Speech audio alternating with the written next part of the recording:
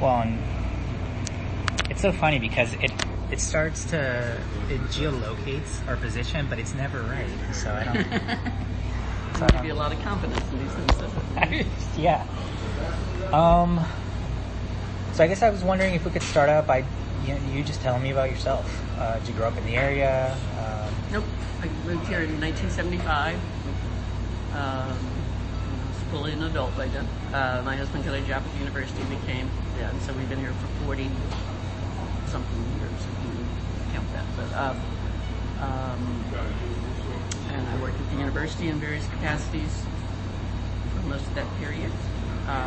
Do you mind sharing some of those capacities? My first job was as secretary in the history department. Really?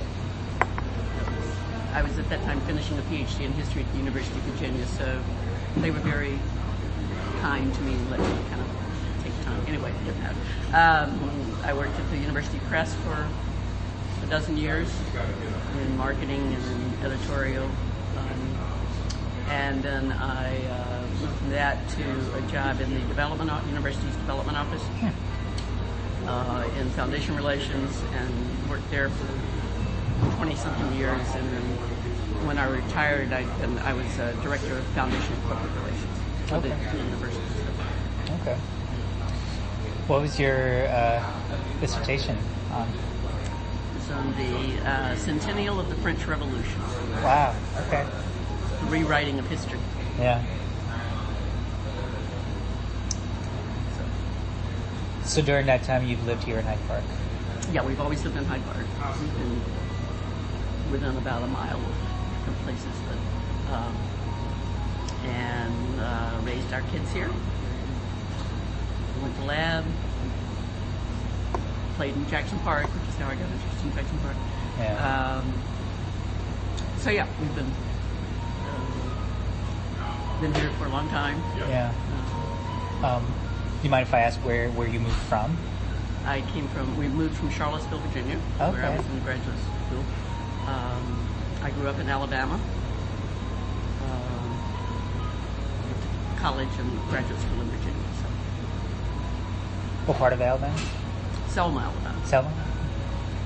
It's in the center. Yeah. Have you always been involved in park issues since you moved to the area? No, I've always been interested in park issues. Yeah. But I confess, when I was working and raising kids, I didn't do much else besides, bake cupcakes for the second grade or something like that. But we were major users of parks. I've always been interested in the history of parks. Role in urban development kind of issues and those kinds of things.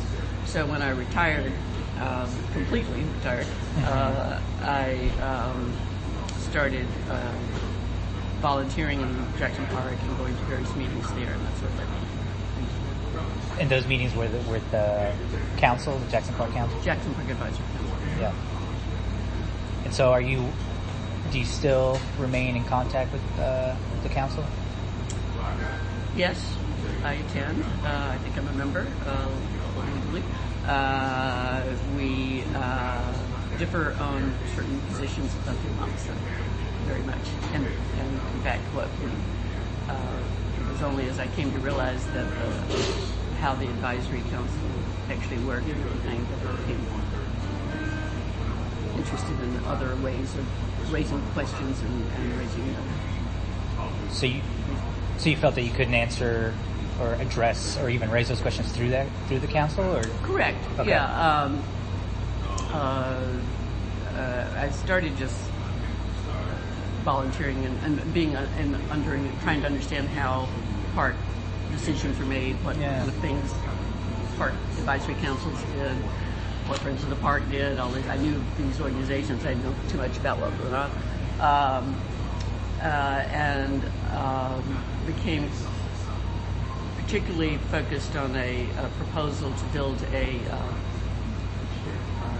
visitor center music venue, outdoor music venue in Jackson Park, which started around 2000. We'll talk about it. Started around 2013, 2014, somewhere in there.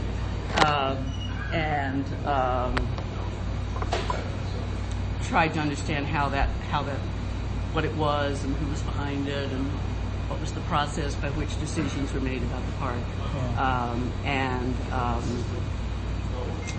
I and a variety of others became very concerned about the plans. Are you familiar with this at all? No, please tell me about it. Yeah. An organization called Project 120 which is related, it was an outgrowth of Japanese-American friendship organization or something that was raising funds for the Japanese garden in Jackson Park. I don't know if you're familiar with that.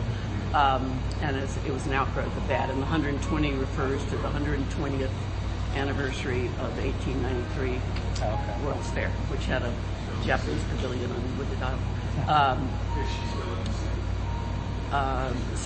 But I was concerned about it. It seemed it was going to be put right behind the Museum of Science and Industry, right across from Wooded Island, right next to Bobolink Meadow. I don't know if you're familiar with any of these areas. And so there was concern about congestion, and that was inappropriate for something that was supposed to be a nature area and those kinds of things. A lot of people who lived around the park were concerned about noise and what was going to be there and all that. So I started going to meetings and asking questions. I ran into Margaret Schmidt, who I did not know it well.